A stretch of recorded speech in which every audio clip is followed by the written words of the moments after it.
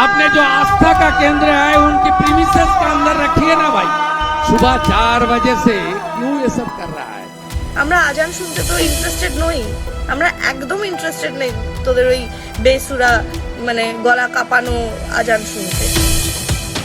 প্রতিদিন ভোরের নীরবতা ভাঙে যে সুমধুর আজানের ধ্বনিতে, সেই আজান নিয়েই এবার উত্তপ্ত হয়ে উঠেছে ভারতের পশ্চিমবঙ্গ। রাজনৈতিক পালাবদলের পর থেকেই রাজ্যের মুসলিম সমাজের মধ্যে বাড়ছে উদ্বেগ।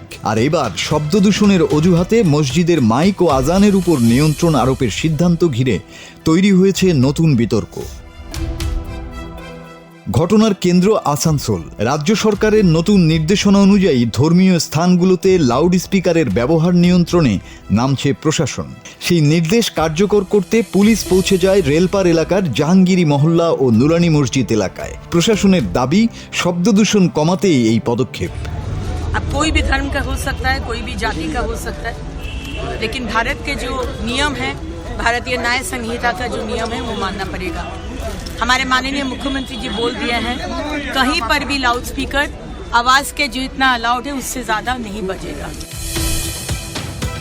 কিন্তু স্থানীয় মুসলিমদের প্রশ্ন, বছরের পর বছর ধরে চলা আজানের ধ্বনি হঠাৎ করেই কেন সমস্যার কারণ হয়ে দাঁড়ালো? অনেকেই এটিকে ধর্মীয় স্বাধীনতার হস্তক্ষেপ হিসেবে দেখছেন, আর সেখান থেকেই উত্তেজনা ছড়িয়ে পড়ে পুরো এলাকায়। পরিস্থিতি দ্রুত নিয়ন্ত্রণের বাইরে চলে যায়। পুলিশ ফাঁড়িতে হামলা, ভাঙচুর এবং পাথর নিক্ষেপের ঘটনা ঘটে। পরে অতিরিক্ত পুলিশ মোতায়েন করে পরিস্থিতি সামাল দেওয়ার চেষ্টা করা হয়। ইতোমধ্যেই কয়েকজনকে গ্রেপ্তার করা হয়েছে বলে জানিয়েছে প্রশাসন।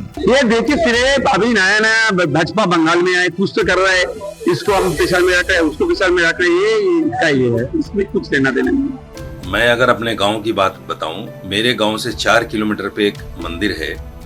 वहां सुबह 3 बजे वो उसमें आरती शुरू कर देते हैं और 4 किलोमीटर पे आवाज ऐसी आती है कि जैसे यहीं बज रहा है। जब कावड़ यात्रा जाती है इस तरह की आवाजें होती हैं कि धरती हिल जाती है, आदमी कांप जाता है, लेकिन कभी किसी मुसलमान ने कोई कंप्लेन नहीं की।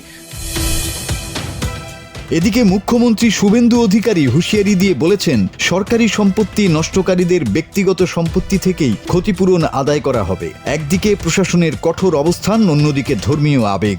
এই সংঘাত এখন নতুন করে প্রশ্ন তুলছে, শব্দ দূষণ নিয়ন্ত্রণের আড়ালে কি ধীরে ধীরে সংকুচিত করা হচ্ছে মুসলিমদের ধর্মীয় অধিকার? इमाम मुअज्जम पुरोहित का भाता डिस्ट्रीब्यूशन है ना, एडुकेशन का अच्छा करना है।